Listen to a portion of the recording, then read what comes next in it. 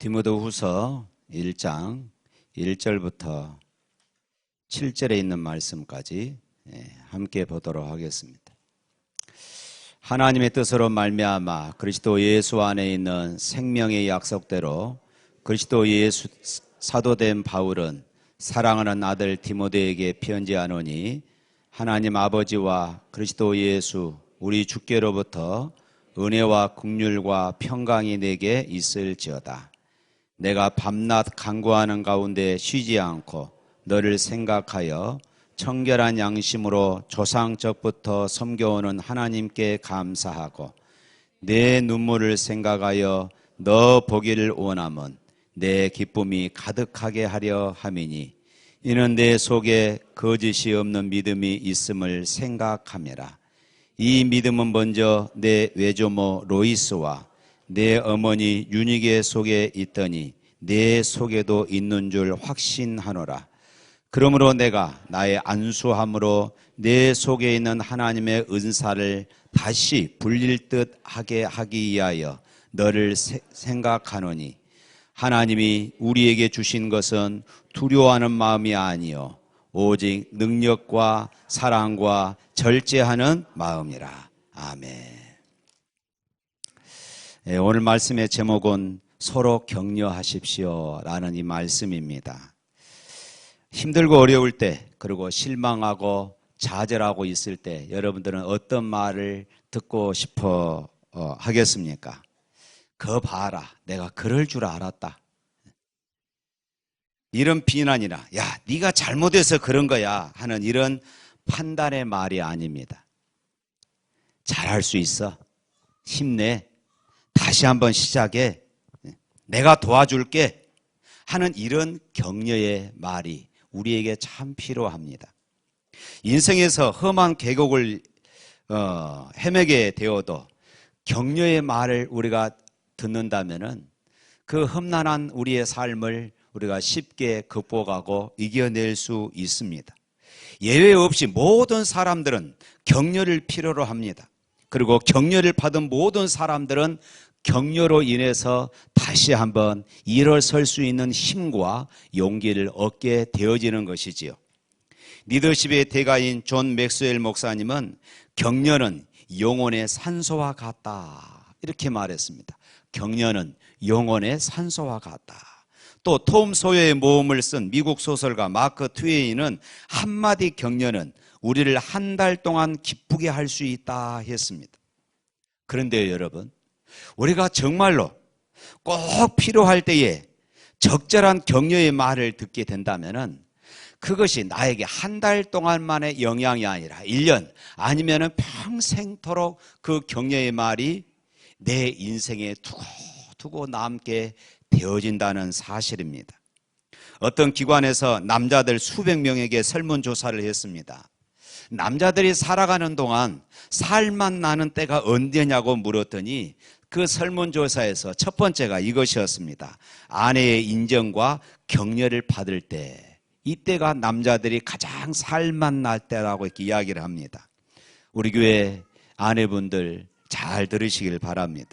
그 다음에 두 번째로는 직장에서 일이 잘 되고 동료와 상사들로부터 인정과 칭찬과 그리고 격려를 들을 때에 라고 그렇게 대답을 했습니다. 그렇습니다. 칭찬과 격려는요, 사람들을 신나게 하고 사람들을 즐겁게 하고 사람들을 살만나게 하는 그런 아주 놀라운 능력이 그곳에 있는 것입니다. 이번 주부터 우리 셀가족 모임이 시작되어집니다. 셀가족 모임에서 가장 중요한 일이 무엇일까요? 성경 공부가 아닙니다. 셀가족 모임에서 가장 중요한 것은 서로 격려하는 일입니다. 상처받은 사람들을 격려의 말로 서로 치료해 주는 것입니다. 넘어진 사람들을 일으켜 세워주고, 넘어진 사람들을 붙잡아 주는 것, 넘어진 사람들의 손을 잡아주는 것, 바로 이것입니다. 셀가족 안에는, 셀가족 모임 안에서 이루어지는 성령의 역사가 있습니다. 성령께서 여러분을 사랑하십니다. 할렐루야. 성령께서 여러분과 함께 하십니다. 여러분을 치료하십니다. 성령께서 여러분을 지금 격려하고 세워주고 있음을 믿으시기를 축원합니다. 우리 셀가족 모임 안에 이번 가을 다시 시작하는 셀가족 모임 안에 많은 기적들이 일어나기를 바랍니다. 어떤 기적일까요? 바로 치유의 기적입니다. 여러분들 셀가족 모임하면서 누구를 험담하고 누구를 깎아내리는 이런 말 하지 마십시오. 세워주는 말을 하시길 바랍니다. 격려해 주는 이런 말들을 하시길 바랍니다.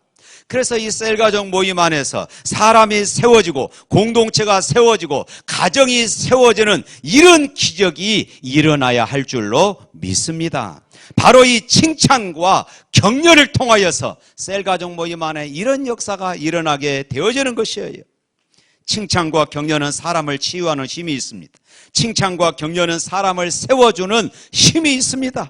칭찬과 격려하는 삶을 살아갈 수 있기를 축원합니다. 오늘 사도 바울이 디모데 후서를 쓸 당시에는 디모데는 에베소에서 목회를 하고 있었습니다. 그는 사도 바울의 뒤를 이어서 에베소에서 사역을 감당하고 있었습니다. 그런데 이 디모데에게는 결정적인 약점들을 많이 가지고 있었습니다. 그는 성격이 유순했어요. 조금 부정적으로 이야기하면은 좀 소심했습니다. 나이도 어렸습니다. 그래서 머뭇거리고 우유부단했습니다. 게다가 육체적으로도 연약함이 있었던 것입니다. 디모데는 이처럼 육체적으로, 환경적으로, 영적으로 이런 약점들을 가지고 있어서 에베소 교회에서 목회하는데 굉장히 많은 어려움이 있었던 것입니다. 그래서 바울은 디모데 전서를 통하여서 그런 디모데를 칭찬하고 그런 디모데를 격려하고 그런 디모데를 위로하고 그런 디모데를 다시 세워주고 있는 것이에요. 그래서 목회를 잘 감당할 수 있도록 했던 것입니다. 사랑하는 성도 여러분, 격려라는 것이 무엇일까요? 격려는요, 담대하게 만드는 힘이 있다고 그럽니다. 격려는 생명을 불어넣는 힘이 있다고 그래요. 격려는 세워주는 힘입니다. 할 수 있게 만드는 힘이라고 정의할 수 있습니다. 격려에는 그를 세워주고 강하게 만들어주는 힘이 있는 것이에요. 그래서 사도 바울은 지금 믿음의 아들 디모데를 격려하고 있어요. 하나님 앞에서 영광스럽게 쓰임받기를 원하노라. 격려하는 삶이 아름답습니다. 오늘 사도 바울이 어떻게 디모데를 격려하고 있는지 한번 살펴보겠습니다. 2절 말씀 한번 읽어볼까요? 2절. 사랑을 한 아들 디모데에게 편지하노니 하나님 아버지와 그리스도 예수 우리 주께로부터 은혜와 긍휼과 평강이 내게 있을지어다. 바울은 디모데에게 사랑하는 아들이다, 이렇게 표현을 하고 있습니다. 사랑하는 아들. 사람은 사랑에 대한 확신이 있으면요, 힘과 능력이 생긴다고 그럽니다. 사람은 사랑을 받아야 자신감이 생긴다고 그럽니다. 기억하십시오. 사랑받지 못한다면은 아무리 많은 것으로 꾸미고 아무리 화려한 것으로 자기 자신을 치장하고 꾸민다 할지라도 그에게는 자신감이 일어날 수 없는 것이에요. 성경에 보면은 부활하신 예수님께서 베드로에게 찾아가셨습니다. 베드로는 수지자임에도 불구하고 예수님을 3번씩이나 부인하고 저주까지 했던 그런 사람이었습니다. 그런데도 예수님은 베드로를 비난하거나 비아냥거리지 않으셨습니다. 베드로를 찾아가셔서 물으셨어요. 네가 나를 사랑하느냐? 너 왜 그랬어? 너 정말로 그럴 줄 내가 몰랐네? 이렇게 말씀하지 않으시고 내가 나를 사랑하느냐? 베드로가 어쩔 줄 몰라 했습니다. 그리고 그는 이렇게 대답합니다. 내가 주를 사랑하는 줄 주께서 아십니다. 주님이 뭐라고 말씀하십니까? 내 양을 먹이라, 내 양을 치라, 내 양을 먹이라. 사랑하는 성도 여러분, 여기서 배은망덕한 베드로에게 새로운 사명을 주셨다는 것도 중요하지만은, 그러나 이 장면에서의 핵심은 예수님께서 그런 베드로를 향하여서 신뢰를 보여준 것입니다. 내가 너를 믿는다 말씀해 주시는 것이에요. 내가 너를 믿는다. 그리고 나는 너를 사랑한다. 그 사랑으로 내 양을 먹이라. 주님은 지금 이렇게 말씀하고 있는 것이에요. 사람들은 사랑에 대한 확신이 없어서 좌절합니다. 때로는 사람들은 사랑에 대한 확신이 없어서 자살을 하기도 합니다. 그러나 예수님께서 나를 여전히 사랑하시는구나, 이 확신이 베드로가 앞으로 엄청난 사역을 감당하는 계기가 되었던 것이에요. 격려의 방법은 다양합니다. 그러나 사람의 말로서의 이 격려는 언제나 한계가 있기 마련입니다. 최고의 격려는 하나님께서 우리를 사랑하신다는 확신 가운데 거하는 것입니다. 할렐루야. 그래서 요한복음 3장 16절 말씀 다 같이 한번 암송해 볼까요? 하나님이 세상을 이처럼 사랑하사 독생자를 주셨으니 이는 저를 믿는 자마다 멸망치 않고 영생을 얻게 하려 하심이라. 할렐루야. 사랑하는 성도 여러분, 하나님께서 나를 사랑하신다는 증거가 무엇입니까? 독생자를 우리에게 주셨다는 것입니다. 나 때문에 예수님께서 당한 상처를 한번 바라보십시오. 나 때문에 당한 슬픔에 찬 예수님의 얼굴을 한번 묵상해 보시길 바랍니다. 나 때문에 받아야 했던 채찍맞은 그 상처를 한번 생각해 보십시오. 피와 살이 엉켜있는 손바닥을 한번 보아야 합니다. 누구 때문입니까? 바로 나 때문입니다. 성경은 우리를 향한 하나님의 사랑에 대해서 이렇게 증거하고 있습니다. 하나님이 세상을 이처럼 사랑하사 독생자를 주셨으니 이는 그를 믿는 자마다 멸망치 않고 영생을 얻게 하려 하심이라. 사랑하는 성도 여러분, 분명한 사실은 하나님께서 우리를 사랑하십니다. 하나님께서 오늘 저와 여러분을 사랑하십니다. 믿으시기를 축원합니다. 그렇다면 세상에서 두려워할 것이 무엇입니까? 전능하신 하나님, 천지 만물을 창조하신 그 하나님이 한결같은 마음으로 우리를 사랑하고 계십니다. 그러므로 최고의 영성은 이 하나님의 사랑을 깨닫고 이 하나님의 사랑을 체험하는 것이에요. 사람들이 하나님의 사랑에 맞부딪힐 때에 그때 변하게 되어지는 것입니다. 바울은 이것을 알기에 디모데를 위하여서 격려하며 그렇게 축복하고 있는 것이에요. 은혜와 긍휼과 평강이 내게 있을지어다. 우리 성도들에게 꼭 필요한 세 가지입니다. 하나님의 은혜와 하나님의 긍휼과 하나님의 평강. 바로 이것이 우리 안에 있을 때에 우리는 변화되어지는 것입니다. 은혜는 값없이 하나님께서 베풀어 주시는 호의입니다. 긍휼은 어려운 상황에 빠져 있는 사람에게 베풀어 주시는 따뜻하고 부드러운 감정입니다. 평강은 은혜와 긍휼을 체험한 자가 누리는 영적인 축복, 영적인 행복을 말하게 되어지는 것입니다. 바울은 사랑하는 아들 디모데에게 이런 은혜가 충만하기를 바라면서 사랑으로 격려하고 있는 것입니다. 바울은 자신도 하나님의 사랑을 깊이 경험했던 사람입니다. 성경 볼까요? 로마서 8장 38절 39절 말씀 앞에 화면 한번 보시고 다 같이 읽겠습니다. 시작.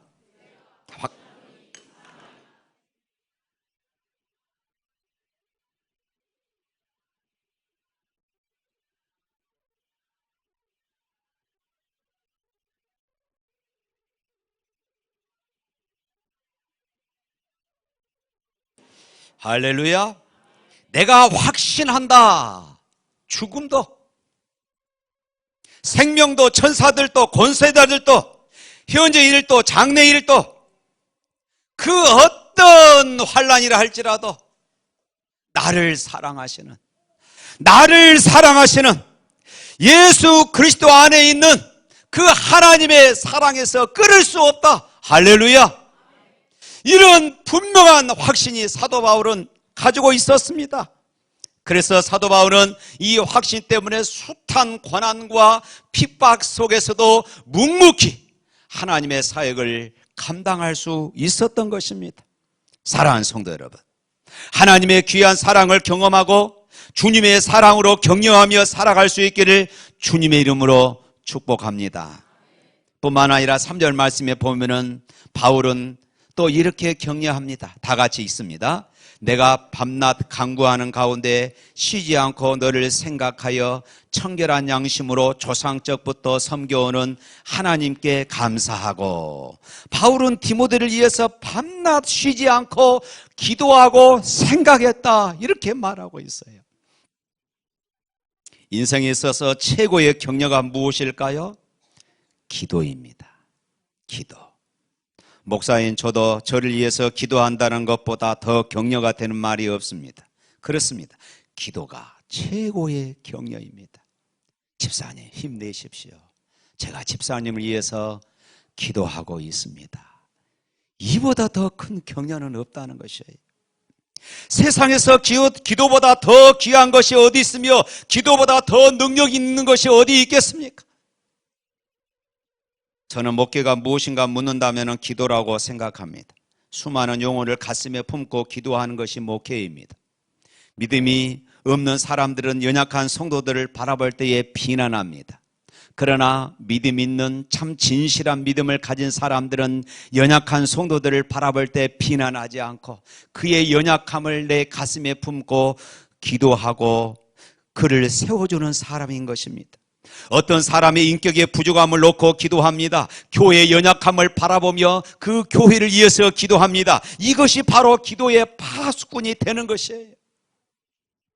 우리 주변에 있는 많은 사람들이 절망하는 이유가 무엇인지 아십니까?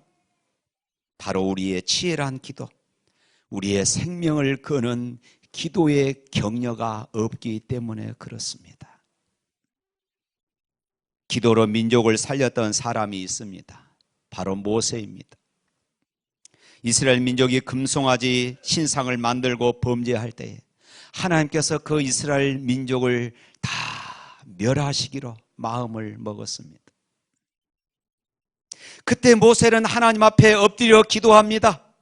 출애굽기 32장 31절 32절 말씀입니다. 또 다 같이 한번 읽어볼까요? 로 다시 나아가 여짜오되 슬프도소이다. 이 백성이 자기들을 위하여 금신상을 만들어 싸우니 큰 죄를 범하였나이다. 그러나 이제 그들의 죄를 사하시옵소서. 그렇지 않사오면 원하건대 주께서 기록하신 책에서 내 이름을 지워버려 주옵소서. 그렇지 않사오면 원하건대 주의 기록한 책에서 내 이름을 지워버려 주옵소서. 모세는 얼마든지 백성들을 비난하고 원망할 수 있는 상황이지 않습니까?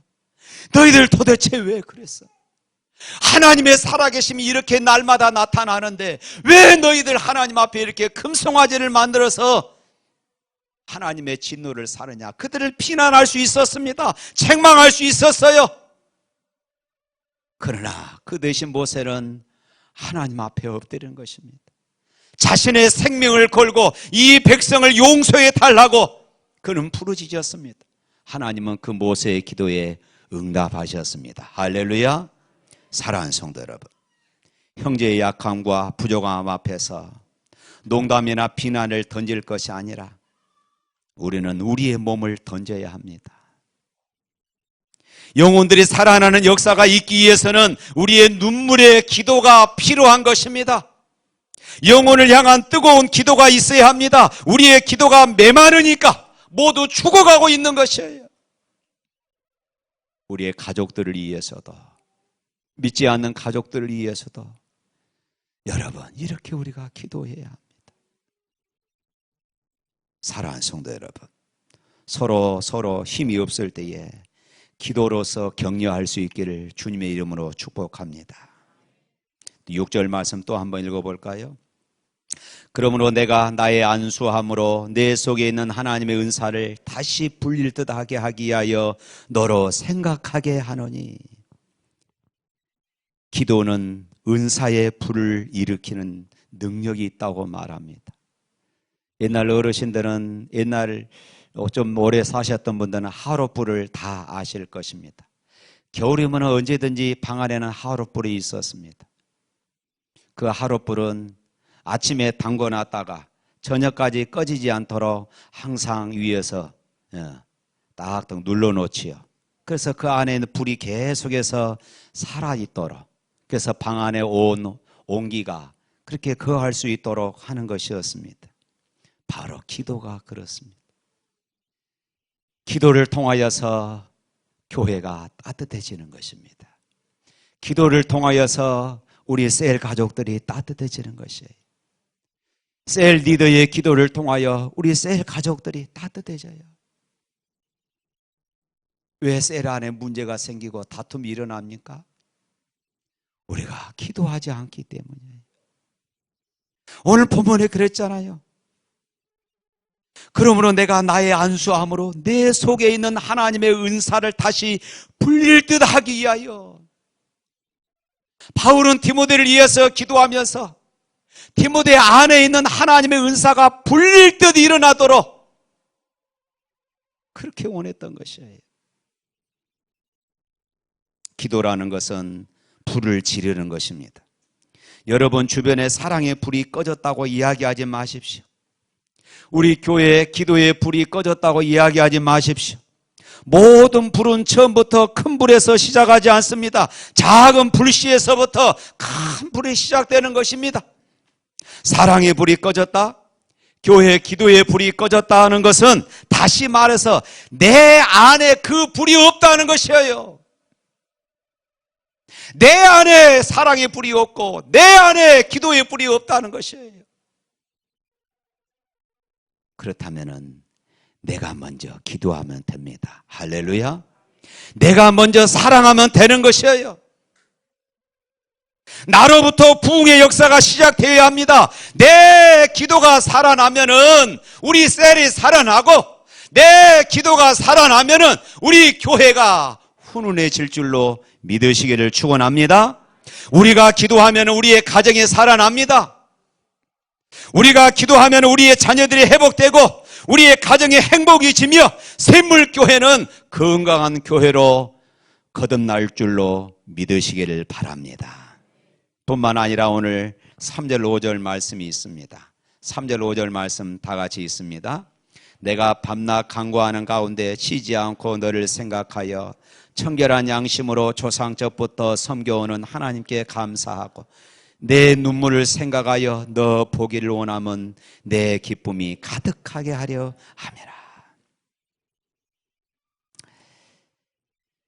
또 5절 말씀, 이는 내 속에 거짓이 없는 믿음이 있음을 생각함이라. 이 믿음은 먼저 내 애조모 로이스와 내 어머니 유니게 속에 있더니 내 속에도 있는 줄 확신합니다. 아까 말씀드렸지요. 디모데는 굉장히 소심한 성격을 가지고 있습니다. 소심하다 못해 우울질 기질을 가지고 있었습니다. 그래서 쉽게 좌절합니다. 자신감이 없는 것이에요. 누가 한 소리 하면 그것 때문에 목회자이면서도 상처 있고 그것 때문에 그냥 좌절해 버리고 만 것입니다. 그래서 그는 또 남자이면서도 잘 울었어요. 인간적으로 보면 약한 기질을 가졌다고. 아마 에베소 교회 성도들이 디모데 목사님을 향해서 때로는 비난할 수도 있었을 것입니다. 그런데 바울은 이렇게 말합니다. 내 눈물은 믿음의 진실을 보여주는 것이다. 모든 것을 긍정적으로 보았습니다. 또한 디모데는 자기 집안에 대한 자부심이 없었던 것 같아요. 사도행전 16장 1절 말씀에 보면 이런 말씀이 있어요. 바울이 더베와 누스드라에도 이름에 거기 디모데라 하는 제자가 있으니 그 모친은 믿는 유대 여자여 부친은 헬라인이라. 쉽게 말하면은 국제 결혼을 했습니다. 디모데의 부모님은 국제 결혼을 했습니다. 이것은 유대인의 입장에서 보면은 디모데의 엄마는 배교를 한 것입니다. 유대인들은 이방인과 결혼할 수가 없어요. 결혼해서도 안 되는 것입니다. 그런데 디모데의 어머니는 이방인과 결혼을 했어요. 이것이 디모데에게 약점이 된 것이에요. 그래서 유대 그리스도인들이 그런 디모데를 향하여서 항상 이상한 눈초리로, 비난의 눈초리로 바라보게 되었던 것이에요. 정통적인 혈통적인 유대인이 아니라는 것이었습니다. 그래서 오늘 5절 말씀에 지금 하는 말이 그것입니다. 이는 내 속에 거짓이 없는 믿음이 있음을 생각함이라. 이 믿음은 먼저 내 외조모로 로이스와 내 어머니 유니게 속에 있더니 내 속에도 있는 줄 확신한다. 긍정적인 면을 보았던 것입니다. 가정에 대한 정체감의 위기를 느낄 수 있는 디모데의 가정을 바울은 인정하면서 수준 높은 격려를 하고 있어요. 그리고 구체적으로 디모데의 아름다운 신앙을 지금 격려하고 있는 것입니다. 청결한 양심으로 조상적부터 섬겨오는 하나님께 감사하며 칭찬하고 있는 것입니다. 눈물을 생각하여 보기를 진심으로 원하고 있고 보기만 해도 내 기쁨이 가득 차다고 그렇게 칭찬하고 있습니다. 거짓이 없는 믿음을 칭찬하고 있어요. 사랑하는 성도 여러분, 말 한마디가 인생의 운명을 바꾸어 놓는다는 말이 있어요.